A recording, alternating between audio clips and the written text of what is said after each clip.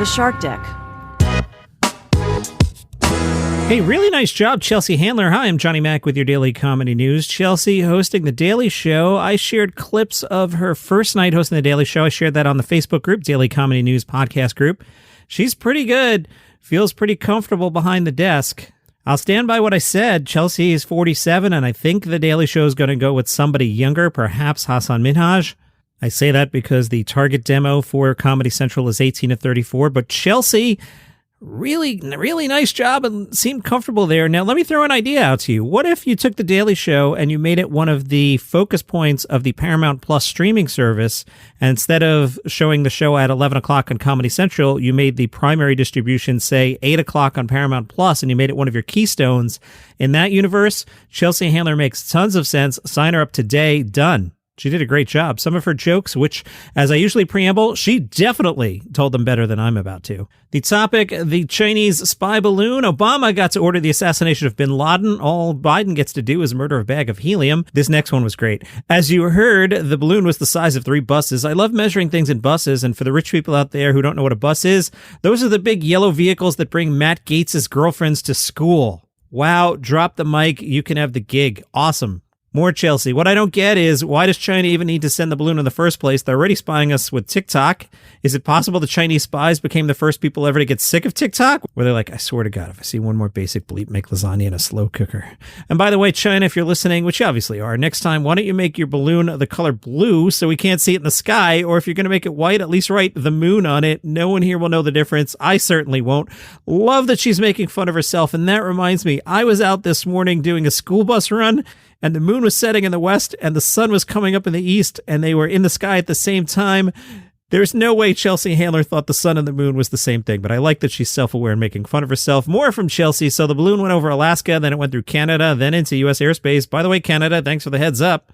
Canada saw the balloon. They were like, oh, look, one of those Chinese lanterns. Seth Meyers got in on the topic. That balloon did more traveling than a high school senior taking a gap year before college. True story. It already has diamond medallion status on Delta. Just to screw with Fox News, Biden should have announced that he was inviting the balloon to appear in this year's Thanksgiving Day parade. And Jimmy Fallon, the balloon floated from Montana to South Carolina. Somehow it got across the country faster than someone flying Southwest.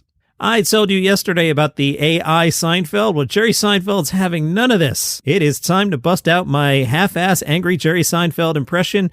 If you're a new listener, most people do the, hey, did you ever notice that? I don't do that one. I do angry slow burn Jerry in a half-ass fashion. Actual Jerry said, and here's my impression, did they make any sense? No AI. I'm not worried about AI. They'll make it smarter. But to do this stand-up, you have to make it dumber. You got to be dumb to do this. Let's head on over to Gossip Corner. Poor Dave Chappelle. You know, the paparazzi are just rotten, and maybe I'm feeding into this by even having a Gossip Corner segment and telling you about these things, but I feel bad for Dave Chappelle. He was just trying to hit the beach in Sydney. The Daily Mail wrote, the American comedian was surrounded by several cartons of beer at Coogee Beach, but it was unclear if the drinks were for him or members of his entourage. Chappelle was seen relaxing beneath one of 3 large cabanas his crew had set up, with boxes of Little Creatures Ale and a carton of Stella sitting next to him. Nearby were stacks of red beer cups and 2 Eskies. I had to look up Eskies. Is this the second day in a row I'm looking up Aussie slang? An Esky is a portable insulated container for keeping food and drink cool, so I think us Yanks would call that a cooler. But we're just a bunch of bogans, right? The Daily Mail had to get all snitchy here, pointing out drinking alcohol at Coogee Beach is prohibited 24 hours a day, with penalties reaching up to 2,200 Australian dollars. Chappelle didn't seem concerned about bringing the drinks to the beach as he relaxed on a chair next to his friends while staring down at his phone. Earlier in the day, Chappelle arrived at the tourist attraction, flanked by 2 bodyguards. And here's where this gets really weird. They wrote, the trio was seen walking down the beach wearing sneakers rather than sandals. A rookie error for those unfamiliar with the perils of removing sand from shoes. I'll come back to that. Chappelle was sporting a pair of vintage Reebok pump high tops, which can cost up to $700. Bizarrely, the comic continued to wear sneakers even as he relaxed on a beach chair. Okay, time out. I'm jumping in here. Sneakers on a beach. Absolutely okay. The sand is hot. Now, do you wear your good sneakers? Do you wear your nice Hoka running sneakers to the beach? No, you wear your worn out pair. And you can make fun of me in the schoolyard. Have I been on the beach continuing to wear sneakers? Yeah. You know why? Because it's early in the season and I don't want sunburned feet. Usually I leave them on. Once I go in the water, then I leave them off and I sunscreen up. But especially early in the season when the water's freezing and I might not even go in, I'm just hanging on the beach, I leave them on. And Daily Mail, you're a bunch of Brits. What do you guys know about the beach? The Washington-born funny man wore a black singlet and matching shorts and completed his look with sunglasses and a gold chain.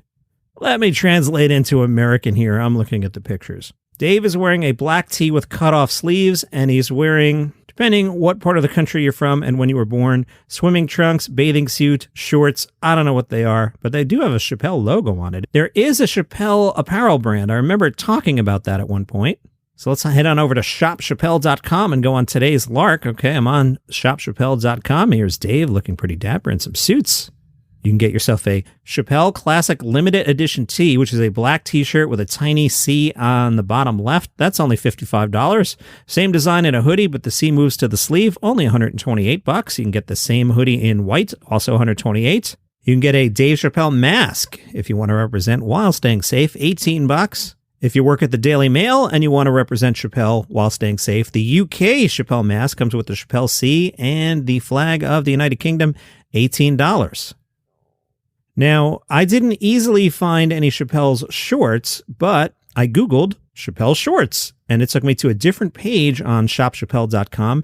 Now, this wasn't right in front of me. I had to look for this one. So if you're looking to get Chappelle shorts, the kind worn by Dave Chappelle while hanging out at the beach, possibly drinking some Little Creatures ale out of his Eskies, Chappelle Collector's Edition shorts, $90. They come in black, and they come in sand. Now, the sand ones are pretty nice. The 100% heavyweight cotton shorts include blister base puff print that creates an embossed high-end texture on rear leg as well as an embroidered patch of the iconic Chappelle logo stitched on the front leg.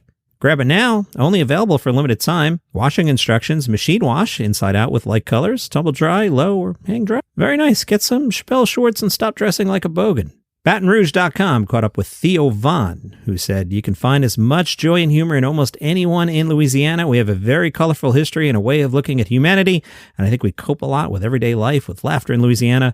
People love to laugh there, and people love to sit around and joke together. That's where I'm from, so I just never stopped wanting that." He says being from Louisiana has helped him connect with his audiences. He said, "I think it helps him with regular people. I think with Hollywood, it didn't help. I think they don't really seem to embrace a lot of the people that are from my community. Once I decided I didn't really need that, and all I needed was myself and people to listen to me, I was able to create a fan base, if you want to call it a fan base. A lot of it is friends, really." Theo's podcast is very good. It's This Past Weekend with Theo Vaughn, if you want to check that out. Interesting note from Andrew Schultz podcast. He says that the final kiss between Lauren London and Jonah Hill in Netflix's You People was made using CGI. Schultz said, "It's a hilarious thing. I don't even know if I should share this stuff, but in the final scene, they don't even kiss. It's CGI. Swear to God, son. I'm there, I'm watching the wedding, and I see them go in for the kiss, and their faces stop like this far, and I'm like, I wonder how they're going to play that in the movie. Oh, they're probably just going to cut right there. But in the movie, you see their faces come close, and then you can see their faces morph a little bit into a fake kiss. I haven't been able to see the movie yet, and I don't even want to speculate what may or may not be going on, but that story is weird." Here comes an unpopular opinion. So I have added something new to my best of 2023 comedy list. This new thing debuts at number 1, moving Nate Bargatze special down at number 2. All right, what is the funniest thing of 2023? This is going to be unpopular. You guys are not going to like this. You're going to tell me I'm wrong. Number 1 right now. Kunk on Earth. It's on Netflix. If you like Monty Python, watch it. It's so good, I found out there's a previous series called Kunk on Britain, which I'm now watching on YouTube. Equally funny. Kunk on Earth, you're missing out. Second Australia story of the day from abc.net. There was a horrible racist in the audience at the Perth Fringe Festival. He said something stupid to comedian Joe White. Joe White told Australia's ABC Radio he was forced to de-escalate a tense situation at a show when he was heckled and racially abused by an audience member. The audience member kept putting his hands up, and I said, "What seems the problem? Is there something you want to tell me?" Then the audience member used the N-word at Joe White. White told the story, "I'm engaging, interacting with the crowd, and doing jokes, going great. Then the guy does that. My mind is racing 1,000,000 miles an hour. How do I handle this in a way so there's an outcome that I want? The last thing I want is for there to be violence at my show. Everybody's gasping for air. It's a very intimate show. Everybody heard it. I'm looking around. Everyone's gasping for air. I'm thinking about the safety of the ushers. I'm thinking about my tech. I'm thinking about my audience."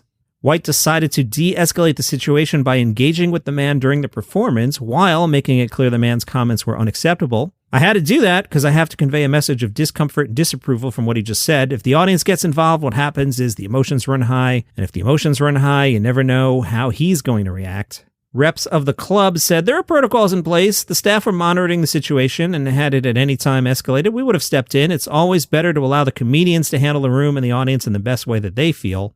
White said he spoke to the man after the show. I went straight up to him, but as soon as he saw me, he was clapping. He was telling me, "You're amazing." I said, "You killed the show by using a word that was used to make black people feel inferior and subhuman.